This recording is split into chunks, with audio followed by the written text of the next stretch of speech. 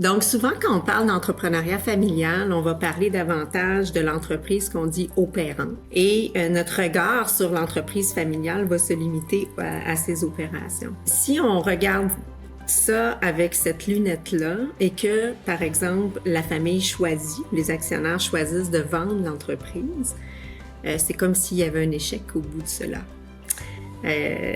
En contrepartie, si notre regard est focusé sur la capacité entrepreneuriale de la famille, donc la famille entrepreneuriale, on va davantage axer sur le potentiel entrepreneurial, le capital humain, le potentiel en fait qu'il y a à l'intérieur de la famille de se régénérer. Et c'est ça qui est le plus important. Pour la pérennité entrepreneuriale, c'est vraiment ce qu'il y a à l'intérieur de nos familles. Donc, quand on change notre façon de voir l'entreprise familiale au sens large, on voit beaucoup plus de capacité dans les familles. Maintenant, en 2024, je suis capable de vous parler comme ça. Mais je ne racontais pas ça là, à 6, 7, 8 ans. c'est juste qu'avec le recul, évidemment, puis mon parcours là, de plusieurs années en entrepreneuriat familial me permet d'avoir cette réflexion-là. Bienvenue à Meilleur humain, meilleur monde, rencontre avec des entrepreneurs visionnaires du Québec. Notre invitée aujourd'hui, Jessica Grenier, de la compagnie Auria. Jessica, bienvenue à notre podcast. Merci d'avoir trouvé un peu de temps pour nous aujourd'hui. Toujours présent. Ça fait vraiment plaisir. Toujours présent avec moi aujourd'hui, mon associé et co-animateur Normand Chadwick. Bonjour. Bienvenue à l'émission, Normand. Merci. Et mon nom est Tristan Laliberté. Normand et moi sommes tous deux du cabinet de services financiers Diversico Finances Humaines qui donnons des conseils et des services financiers à des gens comme Jessica. Si vous aimez ce que vous voyez aujourd'hui, on vous invite à laisser un petit pouce en l'air sur l'interview d'aujourd'hui.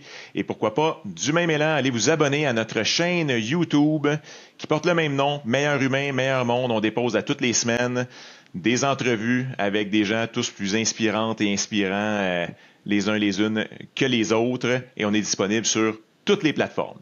Alors Jessica, encore une fois, merci de ton temps, merci d'être là. On va prendre quelques instants pour lire un peu ta bio et de laquelle on va démarrer l'entretien d'aujourd'hui. Alors, Jessica, première des choses qui nous frappe dans ta bio, c'est que tu es issue d'une famille d'entrepreneurs, 3e génération d'entrepreneurs chez vous. Oui. Tu as un parcours académique extrêmement intéressant aussi. Tu t'intéresses visiblement beaucoup au monde des affaires, au monde de la famille en affaires. Tu as fait autant un baccalauréat en relations internationales à l'UQAM, tu as fait un programme de développement au 2e cycle aussi, programme d'entraînement, coaching professionnel, maîtrise en éco, conseil, Family Firm Institute, tu es présente au HEC, Famille en affaires, Family Enterprise Advisor. Fait que bref, visiblement, non seulement tu es issu d'une famille d'entrepreneurs, mais tu aimes les familles en affaires. D'où ça te vient, cette passion-là pour la famille en affaires et son reprenariat et sa passation d'une génération à l'autre? Je me pose souvent la question, Tristan. C'est tellement en moi. C'est vraiment, vraiment en moi. J'imagine que c'est issu de ma naissance, en fait. Quand on est dans une famille qui est très, très entrepreneuriale, pour moi, c'était du côté paternel, donc davantage de toute la famille du côté paternel. Donc, je suis née dans un contexte où mon grand-père avec ses frères, mon père étant le plus vieux de sa fratrie, était aussi à la barre là, de la création d'une entreprise qui a vraiment été un succès impressionnant pour le Québec des années 70-80.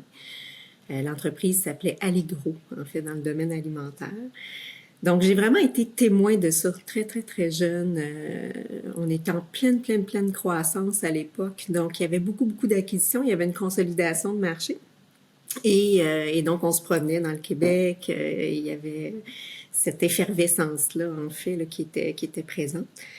Et en fait, j'étais encore jeune quand la famille a pris la difficile décision, il y a certains entrepreneurs qui peuvent se reconnaître là-dedans, mais la difficile décision de vendre l'entreprise familiale.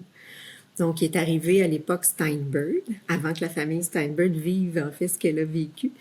Et en fait, la famille a saisi une incroyable opportunité de vente. Donc, ce qui est arrivé, c'est, comme on sait, un événement de liquidité important.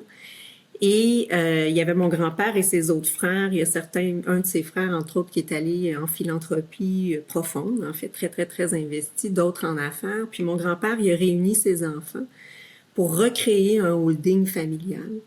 Donc, ça fait un peu spécial à raconter, mais j'ai connu très, très jeune la différence entre une entreprise familiale et une famille entrepreneuriale. Parce qu'à l'issue de cet événement-là, de vente de l'entreprise qui était rendue en fait en bourse, qui avait vraiment une valeur assez impressionnante, c'est recréé tout un patrimoine entrepreneurial. Et donc, plusieurs autres PME, plusieurs autres entreprises qui étaient évidemment connectées à la passion de mes oncles et de mes tantes. Donc, on est reparti dans la distribution de bureautique, on est reparti dans l'esthétique, la production de produits à base d'huile d'olive biologique, bref, toutes sortes de choses, un parc immobilier, des petits commerces locaux. C'est devenu extrêmement effervescent. Donc, je suis vraiment née là-dedans. Puis très, très jeune, là, je faisais de l'entrée de données dans le AS 400, là, avant même de savoir compter. Donc, il y a ça qui est arrivé très jeune dans ma carrière. Puis, j'ai jamais quitté ce monde-là de l'entrepreneuriat familial. J'ai toujours voulu, je me suis toujours intéressée à ce qu'on faisait en affaires. J'ai entré dans les entreprises à la direction pour un certain bout de ma carrière. Étant une femme développeur, chercheur, pratique, bâtisseuse de projets, je me suis promenée un petit peu entre nos entreprises puis l'écosystème. Puis j'ai développé mon chemin là, au travers de ça. Mais si on me demande d'où est-ce que ça vient, c'est certainement le bassin familial qui m'a donné ce goût-là. Je veux je suis intéressé d'entendre un petit peu plus parler encore même de la business de la famille qui est devenue un master holding qui a permis là, de créer d'autres niveaux d'entrepreneurship. Fait qu'est-ce que tout ça, si on comprend bien, c'était parti par les grands-parents? En fait, oui, mon grand-père, ses frères, d'autres actionnaires à l'époque, et mon père, parce qu'il était très jeune, et il est le premier de sa fratrie. Donc, on pourrait dire que c'est, quant à moi, presque une création d'entreprise G1, G2, là, qu'on appelle dans le milieu. Donc, il y a une entreprise, il y a une génération qui a fondé, mais puisque mon père était très jeune, on peut presque le considérer comme le créateur de richesse aussi là, dans le groupe. Et puis au moment où l'entreprise se vend, parce que tu mentionnes, grosse business, coté en bourse, les chiffres sont quand même là, ça présente une opportunité de vendre. Quel âge as-tu, toi, à ce moment-là, puis que tu as conscience de tout ce qui se passe? 6-7 ans. OK, fait que tu es tombé dans la marmite assez petite. Oui, absolument. Oui. Ah oui. En fait, j'aime souvent dire que je ne connais rien d'autre que l'entrepreneuriat familial professionnellement.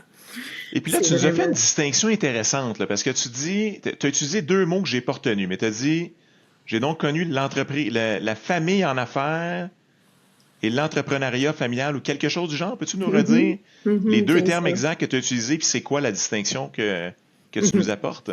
Donc, souvent, quand on parle d'entrepreneuriat familial, on va parler davantage de l'entreprise qu'on dit opérante. Donc, l'entreprise opérante, qui n'a qu'une famille au père. Et notre regard sur l'entreprise familiale va se limiter à ses opérations. Si on regarde ça avec cette lunette-là et que, par exemple, la famille choisit, les actionnaires choisissent de vendre l'entreprise, c'est comme s'il y avait un échec au bout de cela. En contrepartie, si notre regard est focusé sur la capacité entrepreneuriale de la famille, donc la famille entrepreneuriale, on va davantage axer sur le potentiel entrepreneurial, le capital humain, le potentiel en fait qu'il y a à l'intérieur de la famille de se régénérer. Et c'est ça qui est le plus important. Pour la pérennité entrepreneuriale, c'est vraiment ce qu'il y a à l'intérieur de nos familles. Et force est de constater qu'il y a une grande proportion de nos familles qui possèdent plus d'une entreprise opérante au Québec, ailleurs dans le monde, mais au Québec aussi. Donc, ça fait en sorte que ces familles regroupent des portfolios d'entreprises, des portfolios d'actifs aussi, dont l'immobilier, puis parfois d'autres biens que la famille possède.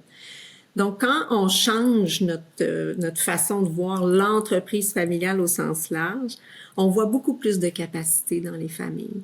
Maintenant, en 2024, je suis capable de vous parler comme ça. Mais je ne racontais pas ça là, à 6, 7, 8 ans.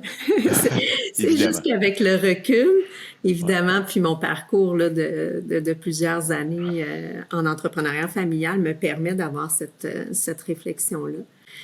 Et je me souviens à l'époque, même avant les années 2010, je faisais autre chose dans ma carrière en entrepreneuriat. Et les entrevues publiques que je donnais, on me revenait toujours avec c'est donc difficile de passer de la première à la deuxième, puis de la deuxième à la troisième. Les taux d'échec sont épouvantables. C'est 10% rendu à la troisième génération. Et dans les faits, c'est une histoire qui est basée sur une étude sérieuse, mais une étude qu'on a envoyée dans le marché de façon très rapide. On a fait finalement des conclusions sur cette étude-là.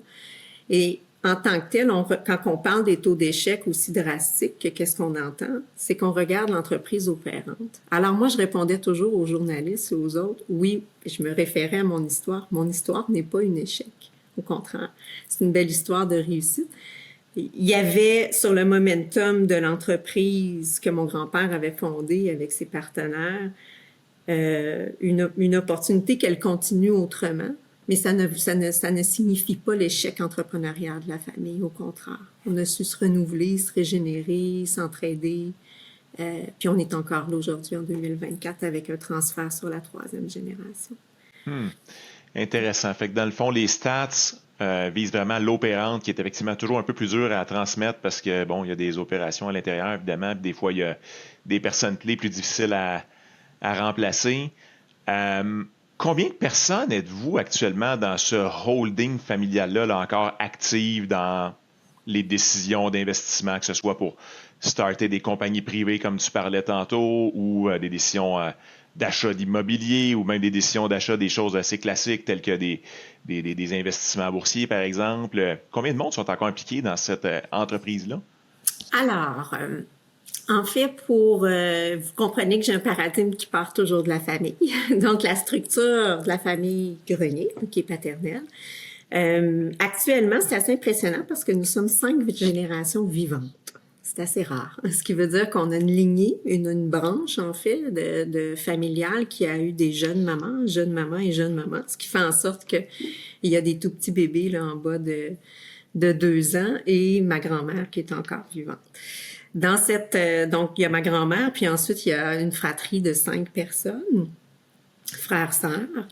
Et en dessous, il y a une génération 3, donc ma cousinade, où nous sommes 13. Et en dessous de ça, il y a une génération 4, où j'ai perdu le fil, mais au moins 9, à peu près 9. Et en bas, il y a donc 2 G5 maintenant. Donc, à l'intérieur des 5 branches de la fratrie de base, il y a 2 branches qui sont sorties des affaires familiales. Et ça, dans les familles, ça arrive. C'est des choses qui arrivent. Ça crée toujours un petit peu de brouhaha au niveau du système, entre autres de l'actionnariat, même de la dynamique familiale. Donc là, je tiens à préciser, les branches sont sorties des affaires familiales et non pas de la famille. On est très proche sur le plan de la famille, mais au niveau des affaires familiales, ils sont sortis. Ce qui reste 3 actionnaires, en fait. Donc, chaque actionnaire a des enfants qui sont dans ma cousinade. Donc, ça fait 3 actionnaires plus 7 en génération montante. Et on n'a pas encore réfléchi là, à la transition vers la G4, la génération de mes enfants, en fait. Donc, c'est un intergénérationnel à G2, G3. Et à l'intérieur, ça c'est au niveau de la structure de l'actionnariat. Évidemment, il y a plusieurs collègues, une couple de centaines de collègues là, qui travaillent à tous les jours autour de cette instance-là de famille en affaires. Pour nous, on a effectivement des investissements de sociétés financières, mais il y a encore des entreprises opérantes dans le portefeuille d'affaires qui sont dirigées par mes oncles, mon père. Donc, c'est vraiment une belle pérennité, en fait, là, de l'entrepreneuriat en famille sur plusieurs décennies. Très intéressant. Comment, Je suis un abonné là, du magazine Family Business. Puis, j'avais un article auquel tu me fais penser où est-ce qu'on disait, ben, quand on vend notre opérante, Puis c'est quand même un moment, comme tu dis, hein, ça peut être assez critique, ça secoue bien beaucoup de piliers là, pour l'entrepreneur notamment, qui vend un peu son bébé et tout ça, puis ça peut Mhm. shaker beaucoup le temple, les piliers du Mhm. temple. Absolument. Oh Mais on oui. disait dans cet article-là, la personne passe de gestionnaire d'entreprise à gestionnaire de patrimoine. Puis, tu sais, Mhm. c'est un peu comme passer d'une carrière de joueur de hockey à une carrière de joueur de golf. C'est deux des sports, mais pas du tout le même sport. Qu'est-ce que tu aimerais me dire par rapport à ça? Quel commentaire ça éveille en toi? Parce que toi, tu amènes vraiment, je trouve, dans la conversation que le holding est autant une business que l'opérante, là, tu sais. Ah, absolument. Absolument. En fait, et c'est une tendance très, très forte actuellement au Québec. On le voit chez nos entrepreneurs québécois qui ont créé une richesse qui est financière et humaine, évidemment, à travers leur parcours entrepreneurial. Évidemment, ils ont mis beaucoup d'énergie à créer de la valeur à l'intérieur de leur actif. La majorité, c'est une entreprise opérante ou deux ou trois parfois. Donc, il y a... Et en fait, je fais une petite parenthèse en vous disant que ce qui me fascine, c'est qu'au Québec, en français, on a eu énormément et on a encore de la misère à distinguer propriétaire de dirigeant. Donc, c'est collé ensemble, ça, dans le français québécois, propriétaire, dirigeant. Et dans notre culture entrepreneuriale, on a encore beaucoup de misère à saisir qu'est-ce que ça veut dire si je distingue ou si je sépare le propriétaire du dirigeant. On comprend très bien qu'est-ce que ça veut dire diriger, être un entrepreneur, diriger son entreprise, la faire croître, être visionnaire, etc. Nos écoles, école d'entrepreneurship de Beauce et toute autre école en entrepreneuriat, nos écoles de management, on est vraiment très bons à développer. Il existe un bassin de compétences qui sont vraiment spécifiques aux propriétaires. Donc, en réponse à ta question, Tristan, c'est que si l'entrepreneur a passé toute sa vie à complètement habiter la posture de dirigeant sans vraiment prendre de la hauteur, travailler son patrimoine entrepreneurial plus large, tout ça, c'est sûr que le choc va être un petit peu plus drastique. Euh, je connais et je côtoie des propriétaires d'entreprises qui ne dirigent plus leur entreprise. Donc, ils ont mis soit la génération montante, soit une personne externe à la famille et qui habitent vraiment leur rôle de propriétaire. Donc, ils sont davantage plus à la gestion de leur patrimoine familial, euh, avec une perspective de création de valeur, tout ça qui est attribuable aux propriétaires, mais moins dans l'entreprise ou en train de diriger comme CEO. Donc, il y a vraiment une tendance, en fait, autour de ça. Les gens veulent tranquillement déléguer leur rôle exécutif. Puis là, ils se questionnent, est-ce que je reste propriétaire? Et si je reste propriétaire, qu'est-ce que ça veut dire si je dirige pas? Et pour ceux et celles qui choisissent de vendre, bien, à ce moment-là, c'est exactement la transition que je vous expliquais tout à l'heure. Donc, c'est de dire, une fois que j'ai vendu, est-ce que je suis, même dans un contexte de continuité familiale, est-ce que je veux continuer de gérer mon patrimoine en famille? Et là, il y a d'autres choses qui existent. Je ne sais pas si vous allez vouloir aller là, mais là, on installe ce qu'on appelle une gouvernance familiale. Donc, une capacité avec la famille de dire, ben voici nos actifs restants.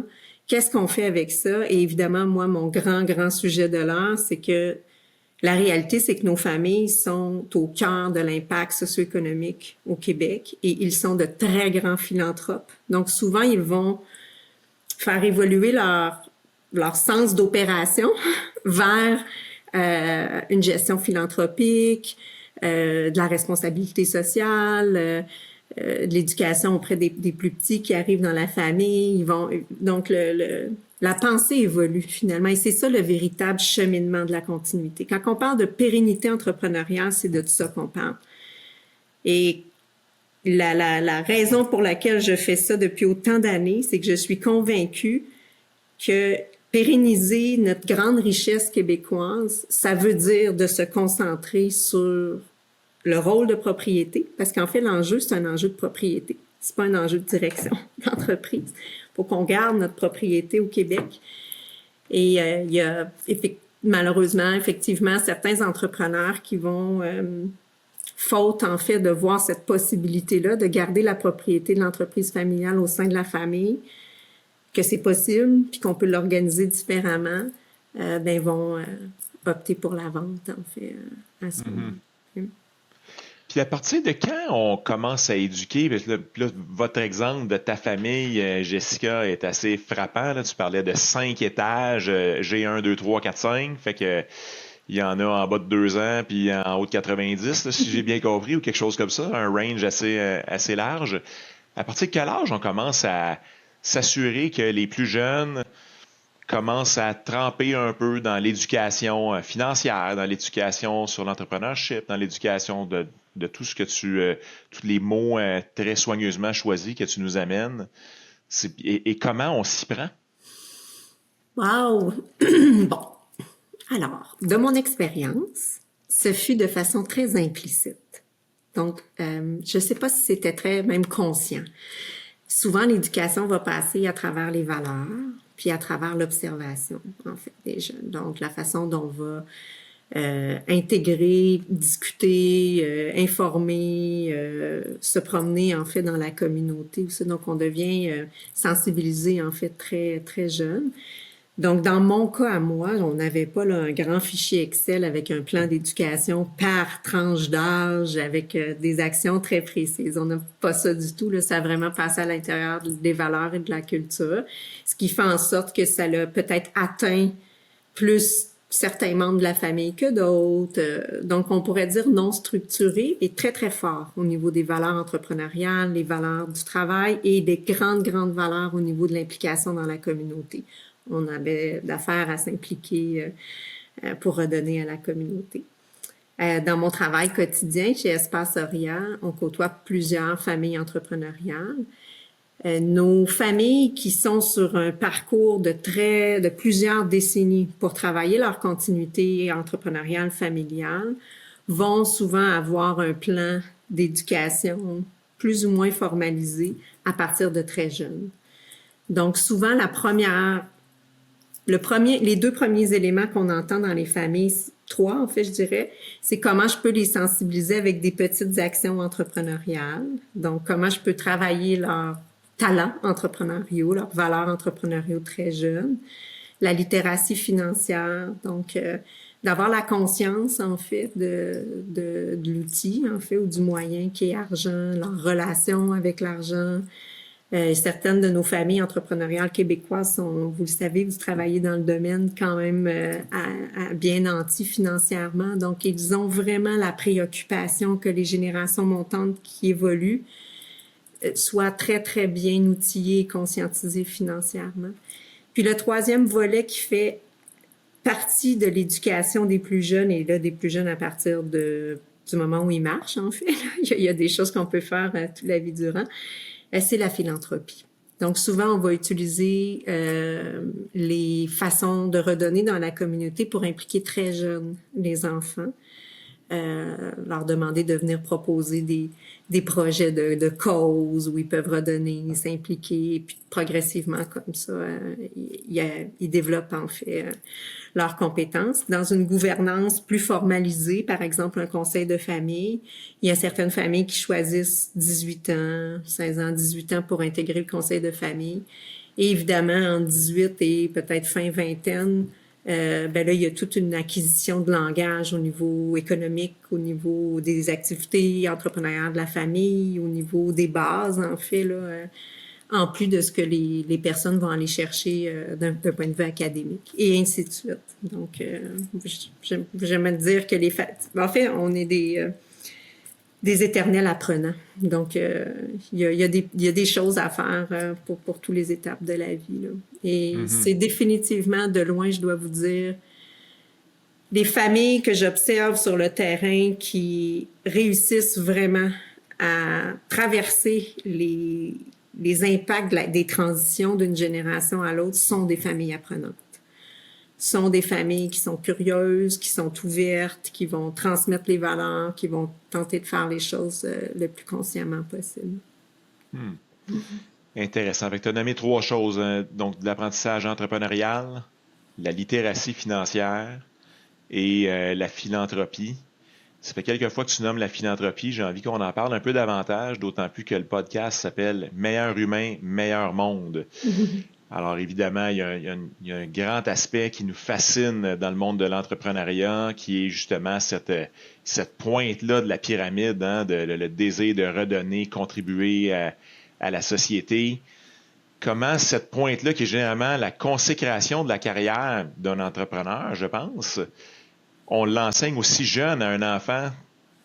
Comment on commence à les interpeller, puis comment tout ça s'intègre à le fait de bâtir une famille entrepreneuriale? Euh, En fait, j'ai envie de vous partager à la base on a évidemment, je pense, une passion partagée pour l'entrepreneur à la base. Moi, j'ai élargi en fait ma passion pour dire cet entrepreneur-là, pour à peu près le 2/3 de nos entreprises privées, ce sont des entreprises familiales. Donc, la formule d'entreprendre en famille est la plus vieille forme, en fait, d'entrepreneuriat. Donc, à partir du moment où l'entrepreneur et la famille, je parle pas ici d'une famille nécessairement traditionnelle, là, papa, maman, 2 enfants. Donc, le concept de la famille est très éclaté en 2024, là. Mais le fait d'avoir un esprit de famille ou une culture de famille en entrepreneuriat, ça fait en sorte que nos réflexes sont différents. Donc, et c'est une force, en fait, qui est incroyable. On a des valeurs, des façons de prendre des décisions, on a un langage aussi qui est très commun. Donc, il y a vraiment ce qu'on appelle on appelle ça l'avantage familial, en fait, en affaires. Cet avantage-là familial se transpose nécessairement dans leur engagement avec la communauté.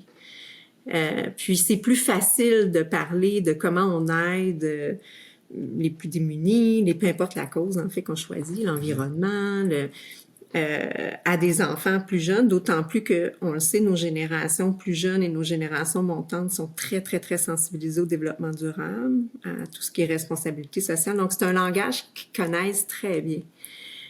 Donc quand la famille est unie, cohésive, et qu'elle implique, qu'elle parle des valeurs, qu'elle amène les enfants dans les activités, qu'elle leur permette de participer à ça. On peut voir très, très jeune se développer l'esprit d'engagement, l'esprit de responsabilité. Et l'acte d'entreprendre en tant que tel, c'est un acte de responsabilité. Puis quand on évolue comme repreneur familial, on évolue avec une certaine responsabilité parce qu'il y a un impact qui a été créé avant nous. Il y a des projets, il y a des emplois, il y a toutes sortes de choses qui ont été prévues. Donc, même la continuité des affaires familiales, c'est pas une forme de philanthropie, mais c'est définitivement une forme d'engagement social. Puis de dire, est-ce que je veux le continuer? Qu'est-ce que j'ai pour le faire continuer? Puis chez les équipes de repreneurs, souvent, ils sont plus d'1 personne dans les fratries. On voit régulièrement se dessiner un profil beaucoup plus social, plus artistique, plus philanthropique, plus social. Donc, il y a comme un leadership aussi qui se crée au fil du cheminement. Puis ça, c'est la meilleure chose parce que quand il y a un enfant, un adolescent ou un jeune adulte qui décide de prendre le leadership du côté plus philanthropique de l'entrepreneur ou de la famille, c'est extraordinaire à voir. Et là, se créent des fondations familiales ou fondations liées à l'entreprise, puis on continue. Ce qui est certain, c'est que les familles entrepreneuriales sont des vrais vecteurs d'engagement social. C'est documenté, c'est une des raisons pourquoi ça me fascine autant, en fait.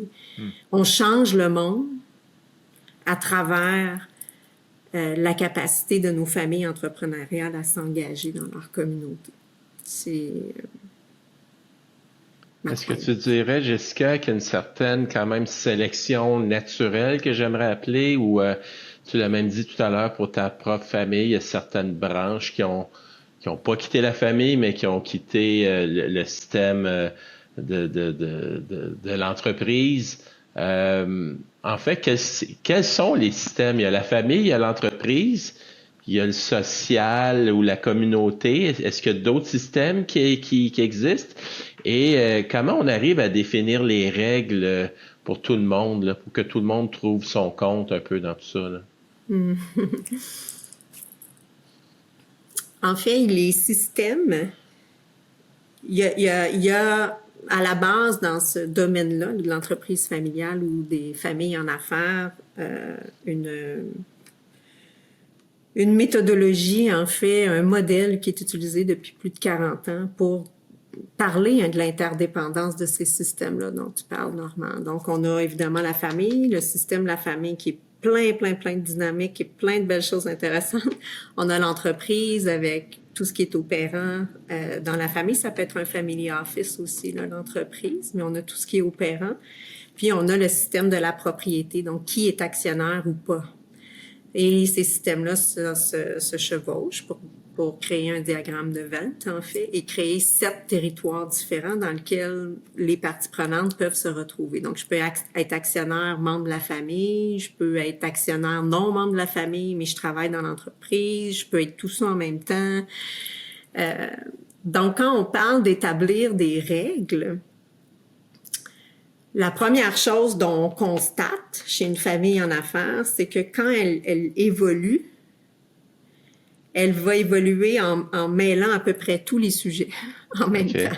Donc, on appelle ça dans l'anglais porter différents chapeaux en même temps. Donc, je peux me présenter au brunch du dimanche en famille en parlant de ce qui s'est passé dans l'entreprise, puis par le fait même avoir une discussion qui est de l'ordre de l'actionnariat avec mon frère. Donc, je mêle tout ça et la même chose se passe évidemment au quotidien dans l'entreprise. Donc, on va transposer les dynamiques familiales, les tensions, tout ça à l'intérieur des opérations. Et c'est pas mal, en fait, c'est juste tout à fait naturel. Tout à fait naturel. Ce qui arrive, c'est que dans le temps, quand les 3 systèmes commencent à bouger, ou on commence à avoir des transitions, soit qu'on transfère de l'actionnariat, soit qu'on a un repreneur qui entre, exemple, dans un poste exécutif qui n'était pas. Donc, le système est en constant. Les systèmes sont constamment en changement. Et à un moment donné, arrive dans la vie d'une famille en affaires des moments où c'est trop. On se comprend plus. Puis on n'est plus capable de communiquer dans les bons forums, au bon moment, avec les bonnes personnes. Ça, c'est ce qu'on appelle de la gouvernance, pour dire le grand mot. Mais autrement dit, c'est d'apprendre à communiquer les bonnes informations à la bonne personne au bon moment. Et là, voit se dessiner, en fait, une nouvelle façon de prendre des décisions, évidemment, de communiquer. Et là, on établit des règles à partir de ça. Donc, et avant d'arriver à ça, bien, on va travailler des choses plus informelles. Exemple, juste de prendre conscience. Là. Hey, aujourd'hui, je m'en viens de m'asseoir avec toi, papa, là, avec mon chapeau de fille. Là. Ou, tu sais, je te parle, toi, sœur, en tant qu'associé ici. Là, c'est mon chapeau d'actionnaire qui parle. Là. Donc, juste ça fait une différence dans la communication. Puis après ça, ben de façon plus formelle, on va implanter différents forums. Au niveau de la gouvernance de l'entreprise, on voit apparaître de plus en plus une distinction entre les comités de direction puis les gouvernances corporatives de type conseil d'administration, comité consultatif.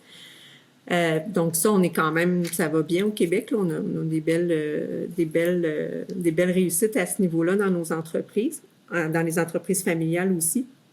Et là, il y a plusieurs familles qui commencent à être très curieux par rapport au conseil de famille. Donc, c'est sûr qu'une famille qui crée un forum familial pour parler des choses qui sont vraiment davantage reliées à la famille, ça commence à mettre des règles, en fait, quand on fait ça. Encore une fois, le petit oublié de ça, comme je vous disais, c'est l'espace des actionnaires.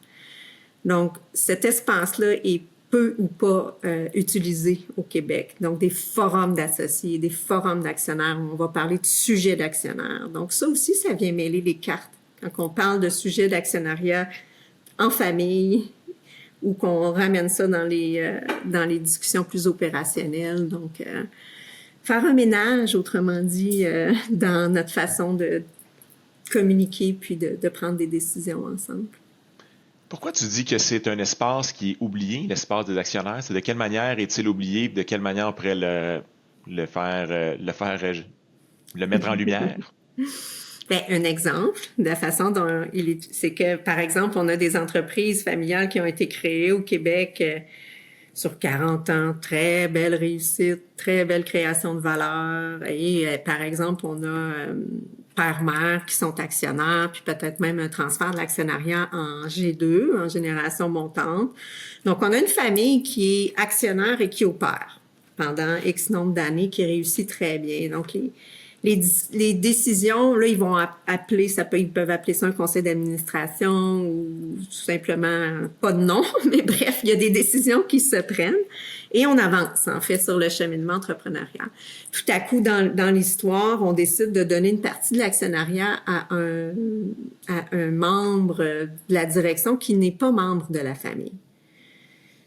Donc là, hop, on a commencé à voir, OK, on devrait peut-être avoir des réunions spéciales avec cette personne-là. Et là, de quoi on va parler exactement? Et là, donc là, tranquillement, on découvre ce forum-là, qui est finalement l'espace des associés. Ça, c'est un exemple, souvent, où on voit arriver une nouvelle personne dans l'actionnariat et puis on se dit, ben, on devrait avoir ces discussions-là propres aux actionnaires dans un endroit propre aux actionnaires. C'est des nouvelles types de forums qui se créent. L'autre exemple, en fait, qu'on voit, c'est vraiment quand un membre de la famille qui était dans les opérations exécutives, qui était soit CEO, sort de l'entreprise. Donc, une fois qu'il sort de l'entreprise, cette personne-là demeure actionnaire. Donc, comment on lui transmet de l'information comme actionnaire? Comment on l'implique dans les décisions comme actionnaire? Et tout ça, là, on commence à avoir un besoin émerger. Et là, selon les familles, on va s'organiser pour, ouvrir cet espace-là qui est un espace d'actionnaire. Et en fait, c'est ma situation aussi, là. Donc, nous, par exemple, dans notre cousinade de 7 cousins-cousines, on a 2 des 7 qui travaillent au sein des entreprises. Donc, on n'a pas vraiment le choix d'implanter un espace, en fait, ultimement, éventuellement, où se discutera des conversations d'actionnaires. Mais tant qu'on a pris nos décisions puis passé notre information à même le management, on n'a pas tellement conscience que ce qu'on fait, finalement, c'est un conseil d'associés en même temps qu'un comité d'un conseil d'administration et tout ça. Ça va arriver aussi, troisième exemple, quand les entreprises décident d'implanter un conseil d'administration formel. Le conseil d'administration les administrateurs ne peuvent pas se substituer aux actionnaires. Les administrateurs vont demander qu'est-ce que la famille veut. Vers où la famille veut diriger, c'est quoi la vision de la famille pour le développement de l'entreprise. Et eux, ils cherchent à être orientés comme administrateurs. Et là, on a des familles qui disent, ouais, OK, il faudrait peut-être qu'on fasse un exercice de vision, puis voir ensemble qu'est-ce qu'on veut faire de notre actif, de notre entreprise. Je sais pas si c'est clair pour vous, mais oui, non, c'est intéressant. C'est des exemples, en fait, Ouais. je trouve ça fascinant et je trouve ça incroyablement inspirant quand des forums d'actionnaires familiaux avec de l'actionnariat externe, mais s'assoient ensemble pour réfléchir vraiment des enjeux, des défis d'actionnariat. Ça donne des conversations extrêmement stratégiques, profondes, humaines, et qui ont un pouvoir incroyable sur la pérennité.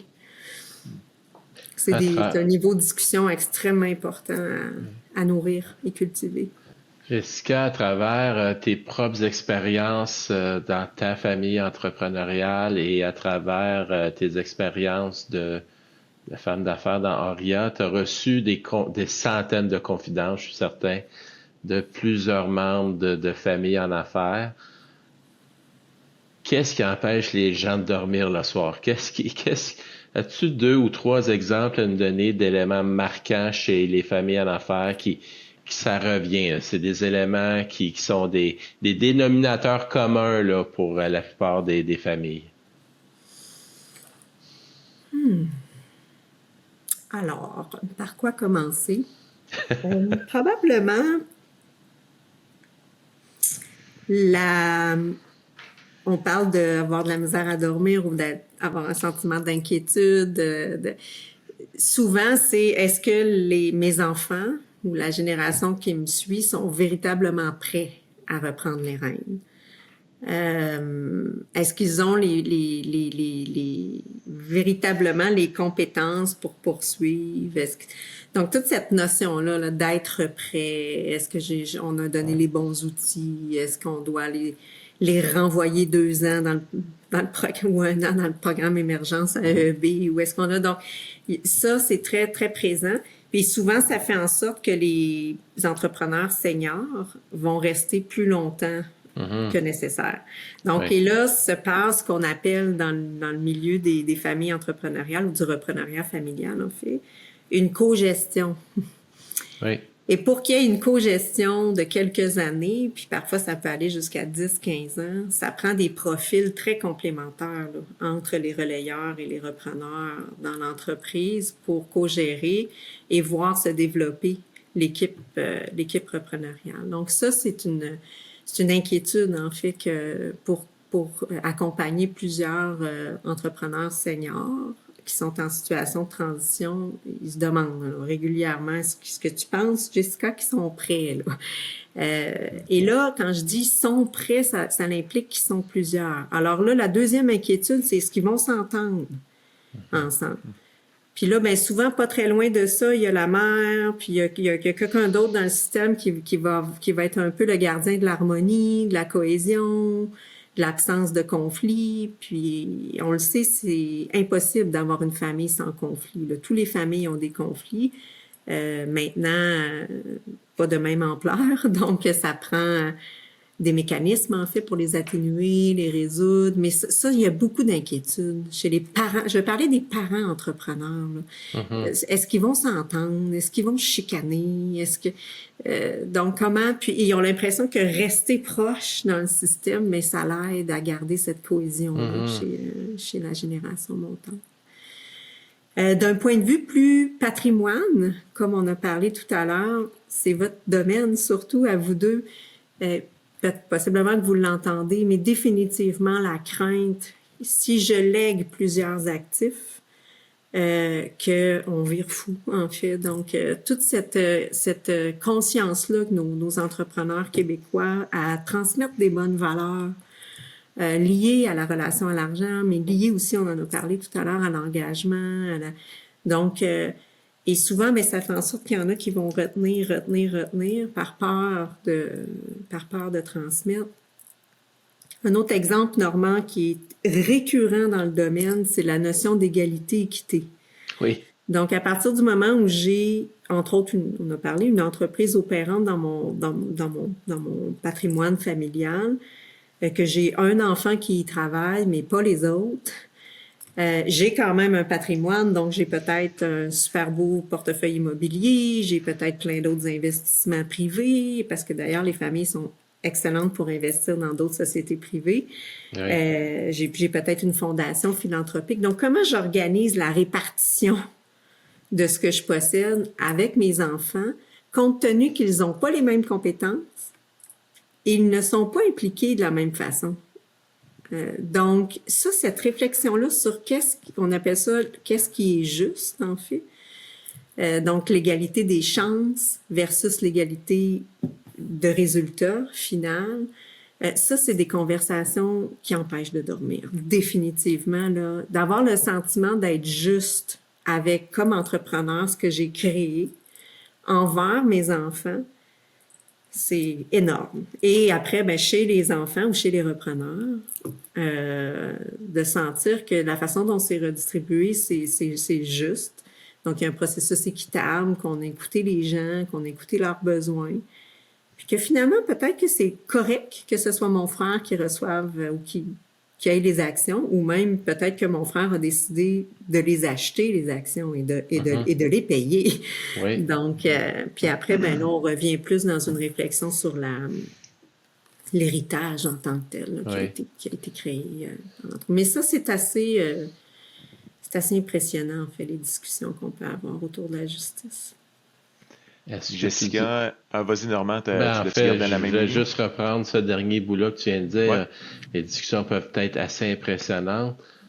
Ça peut s'échelonner sur combien de temps? Je reviens, j'ai pris des notes tout à l'heure quand tu parlais du talent entrepreneurial, la littératie financière puis l'introduction à la philanthropie. J'ai l'impression que quand ces éléments-là sont en place, ces discussions-là doivent être beaucoup plus faciles que quand elles ne le sont pas. Donc, il y a comme une espèce de courbe d'apprentissage ou courbe d'implanter ces éléments-là au niveau de la famille en affaires, non? Je ne peux pas plus raisonner avec ce que tu dis, dans le sens où je pense que c'est le bâton de pèlerin depuis 20 ans, il est exactement là. On voit les transitions comme les transitions, le reprenariat, comme un événement ponctuel là, qui va Oui. durer 3 à 5 ans. Ouais. Ça n'a rien à voir avec 3 à 5 ans. Travailler sur la continuité quand on parle d'affaires familiales, c'est un projet de vie, en fait, j'oserais dire, qui peut se commencer très tôt, comme on en a parlé tout à l'heure. Et ce qui arrive, c'est que, mettons, si on prend sur 20 ans, il va arriver des événements précipités sur le chemin. Donc, des événements comme un transfert d'actionnariat, la maladie, un décès, l'entrée d'un repreneur dans l'entreprise, etc. Il va arriver des transitions sur le chemin. Et la grande démarche, en fait, chez Espace Orière, puis la grande démarche de la passion puis la motivation que je porte ou qui me porte, là, je sais plus c'est lequel, c'est que il faut travailler en amont de ça. Donc, on prépare ces transitions-là. Et quand les familles se préparent d'avance à ça, de toutes sortes de moyens, selon leur culture puis ce qu'ils ont envie de mettre en place, ça facilite vraiment beaucoup les transitions. Ça les facilite de beaucoup. Maintenant, il y a des transitions qui sont plus costaudes que d'autres, dépendant du portefeuille d'affaires en tant que tel de l'entrepreneur, dépendant du nombre de générations qu'il suit, dépendant des dynamiques familiales, de plein de choses. On a une tendance actuelle avec la création de plusieurs fiducies familiales qui ont été créées. Donc, elles viennent à terme tranquillement. Là. Nous, c'est ce qu'on vit beaucoup sur le terrain. Donc, je vous dirais par exemple, une fiducie qui vient à terme en 2028, ce n'est pas trop tôt pour une famille de commencer 5 ans avant à avoir les discussions, à vraiment être en mode réflexion. Ce n'est pas trop tôt. Donc, voulez-vous que je vous dise le plus grand secret que j'ai eu dans ma carrière? Ben, ça, on aimerait ça entendre ton plus grand secret, vraiment. Okay. Je suis sûr que tout le monde aimerait ça l'entendre. Alors, mon plus grand apprentissage là, dans ce domaine-là, c'est que les relations surpassent toujours le processus et le processus surpasse toujours la structure. Autrement dit, ce qu'on dit, c'est que si on veut avoir un reprenariat familial, dans mon cas, qui est réussi, ou une transition dans une famille qui est réussie, c'est d'abord de travailler sur les relations. C'est d'abord de travailler sur ton capital humain, sur ta façon de communiquer, sur ta façon de prendre des décisions ensemble, sur ta façon de résoudre les tensions, etc. De te parler, autrement dit. Et ensuite de ça, d'implanter un processus qui est, somme toute, clair, ou en tout cas qui a l'intention d'être clair, qui est pas facile en fait, parce qu'il y a pas beaucoup de professionnels ou même de familles qui ils vont plus naviguer à la va comme je te pousse ou à l'aveugle en fait dans ça parce que ils n'ont pas l'expérience puis c'est normal. On vit souvent seulement une transition dans notre vie ou peu avant d'implanter les grands plans structurels. Puis malheureusement, les gens font l'inverse de l'équation. Ils vont aller très rapidement consulter les experts, fiscalistes, notaires, planificateurs, etc. Vont construire des très beaux plans de transition. Puis finalement, ça ne fonctionnera pas par la suite. Et là, il faut revenir à la base. Ah, mais on pourrait peut-être se parler, hein, voir qu'est-ce que les gens pensent de ce plan-là, et là, se donner un processus qui reflète ça. Et après ça, on retombe à la table à dessin pour réfléchir les structures. Puis travailler des relations, ça demande du temps. Ça demande du temps. Ça demande du temps. Donc, quand on essaie d'aller vite là, dans la continuité de son patrimoine ou les transitions, c'est souvent là que ça blesse. Là, puis là, encore une fois, je parle des transitions qui veulent être familiales, qui veulent rester dans la famille. Il y a des transactions qui vont aller plus vite parfois. Oui. Mais même quand la transaction va vite, si elle est faite de père en fils, elle va laisser des traces. Elle va laisser quelque chose dans la dynamique familiale. Donc, est-ce que tu irais jusqu'à dire, puis je pense que je connais la réponse, là, mais que plusieurs patrimoines familiaux qui ont été perdus ou des opportunités manquées parce qu'il n'y avait pas cet ingrédient-là des relations qui étaient assez fortes là, au sein de la famille? Définitivement. Ouais. Je dirais, il n'y a aucune entreprise familiale forte sans famille forte. Donc, donc, de travailler dans la dynamique familiale, de travailler dans la culture, les valeurs, de travailler dans le qualitatif, là, on dit, dans le langage populaire, on dit le soft. Il n'y a rien de soft dans le soft. Ouais. C'est au contraire, c'est ce qu'il y a de plus difficile, en fait. C'est ce qu'il y a de plus dur, de travailler dans ces dimensions-là. C'est Et ça l'élément fait la émotion, Jessica, tu dirais, qui vient un peu amener de la distorsion dans tout ça, ou il y a d'autres éléments, à part l'absence de relation ou l'absence de communication, mais si je saupoudre un peu d'émotion dans tout ça, j'imagine que ça peut facilement faire bouillir la masse qu'il y a dans la marmite, non? Absolument. On est des homo sentiens, en fait. Là. Donc, c'est vraiment c'est le système émotif des êtres humains qui sont en situation de relation familiale qui va être, disons, un petit peu plus activé.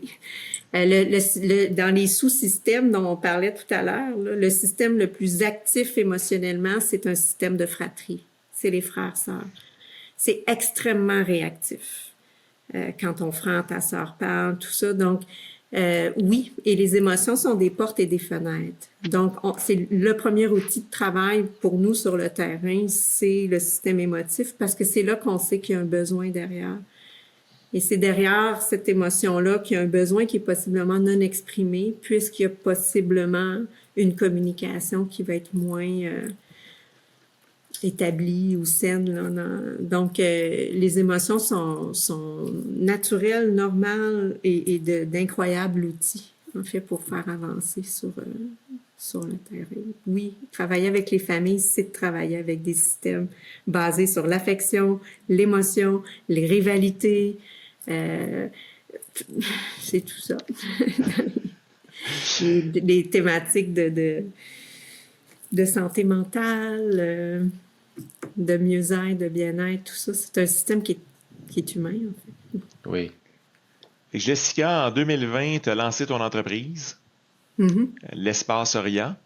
En fait, plutôt, j'ai dit Oria, mais sur certaines pages, tu marques juste Oria, d'autres pages, c'est l'Espace Oria. Je pense que le mot complet. Et d'ailleurs, le mot espace, tu l'as utilisé, ça m'a frappé tantôt. C'est un mot que tu as utilisé régulièrement dans notre conversation d'aujourd'hui. C'était quoi la vision au départ quand tu as lancé ça? Donc, à la création de l'Espace Oria, il y a eu deux volets, en fait, très importants. Le premier volet, c'est les professionnels. Donc, c'est l'écosystème professionnel des gens qui accompagnent les familles en affaires.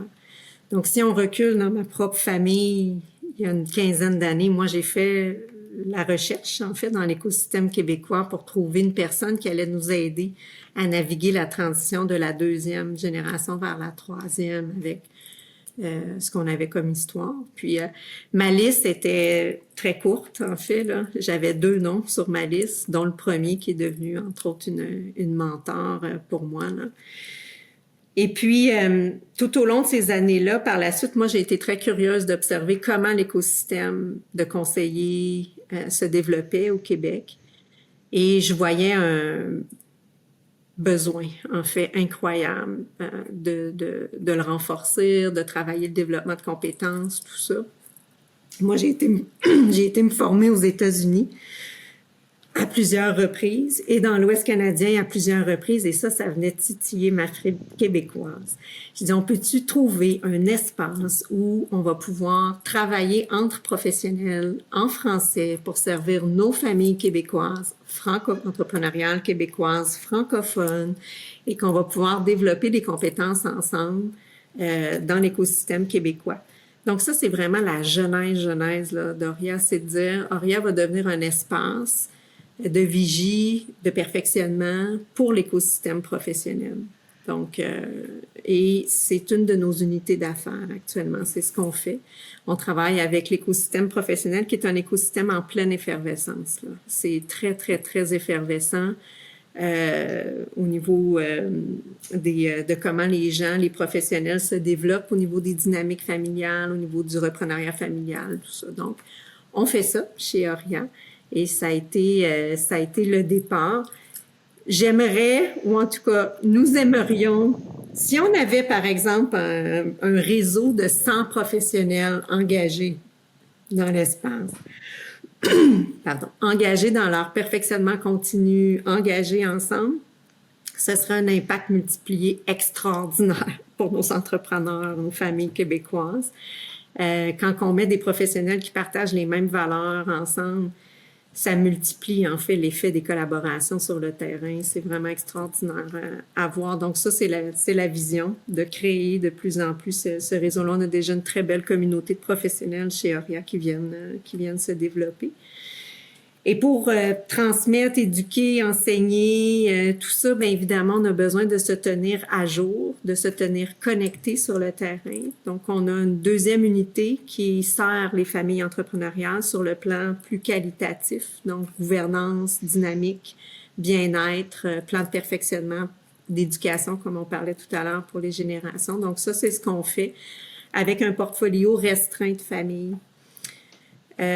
Qu'on choisit, qui nous choisissent avec notre équipe chez Oria.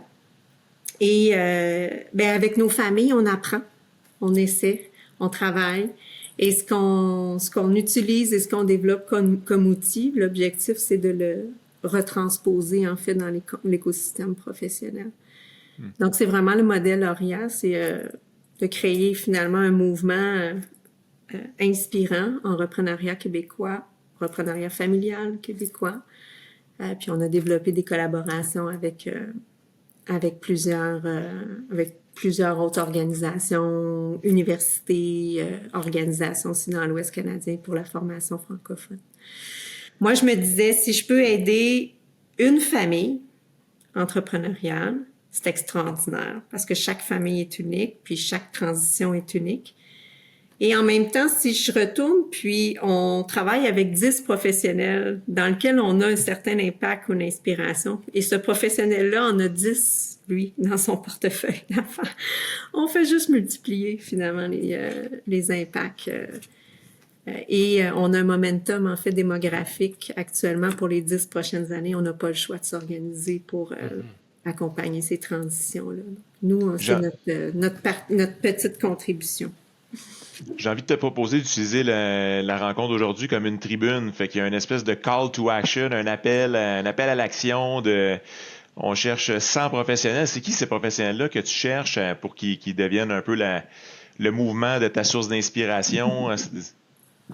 Merci. Alors, les profils, en fait, premièrement, nous ne sommes plus là où on était il y a 40 ans, évidemment, où ce que le seul professionnel de confiance d'un entrepreneur qui est en famille, en affaires en famille, était un comptable ou un ou deux personnes de confiance. C'est terminé ce temps-là. Donc, le message à comprendre, c'est qu'en 2024 et ce qui s'en vient dans la prochaine décennie et plus, on a un changement de paradigme pour accompagner nos familles entrepreneuriales. Nous devons travailler en équipe multidisciplinaire. Donc, nous devons comprendre qu'autour d'une famille entrepreneuriale, il y a tout un spectre de professionnels qui gravitent, dépendant des besoins et dépendant d'où est-ce qu'ils sont dans leur transition. Et c'est ce spectre-là des professionnels qui constitue la grande communauté de professionnels Oria. Alors, on a des gens d'un point de vue plus capital familial, qualitatif, je dirais, des gens qui sont dévoués au bien-être, la santé, le bien-être dans la famille, les dynamiques familiales, ça peut être de la médiation, ça peut être de l'aide à la communication, donc des gens qui travaillent davantage ces sphères-là, des gens qui vont travailler le coaching éducatif, mentorat, tout ça pour les générations repreneurs qui sont spécialisées plus en perfectionnement ou en éducation. Ensuite de ça, on a des gens de gouvernance aussi. Donc, les gens, par exemple, qui vont aider une entreprise une entreprise familiale à mettre en place un conseil d'administration ou un conseil de famille, ou bref, qui comprennent très bien la gouvernance dont on a parlé tout à l'heure avec les 3 systèmes. Donc ça, c'est des gens qui sont, disons, plus qualitatifs. Puis vient se coller à ça les gens qui sont plus en gestion du patrimoine ou en création et en gestion de patrimoine, planificateurs financiers, les experts en succession, fiscalistes, notaires. On peut avoir des gens qui travaillent en gestion de risque, en investissement. Donc, tout le spectre de gens qui sont vraiment habituellement bons pour collaborer ensemble sur des transitions. Tous ces gens-là, puis ce qu'on voit, c'est que les gens plus qualitatifs sont aussi naturellement plus capables de collaborer. Je pense entre autres à des gens de DO, des psychologues organisationnels. Ça collabore plus. Notre grand défi, c'est de faire collaborer les deux équipes. C'est vraiment de de créer une approche qui est multidisciplinaire. Donc, il y a une bonne grande dizaine là, de corps professionnels autour des familles. Et la communauté de professionnels Auria, c'est tout ce monde-là. En fait, tout l'éventail, en fait, des gens qui servent, des gens qui sont au service des familles entrepreneuriales de par la nature de leur expertise. Ben merci pour ça, puis on espère pouvoir te donner un coup de main à rassembler des joueurs d'équipe. C'est ce que j'entends beaucoup. Il faut que les professionnels se rassemblent, apprennent à travailler en équipe et que ça fasse la différence que tu as vue dans ta vision en 2020. On arrive à la fin de notre entrevue, Jessica. Super belle rencontre. Moi, j'ai retenu, il y a une phrase clé que j'ai adorée personnellement, qui n'existe pas d'entreprise forte sans une famille forte.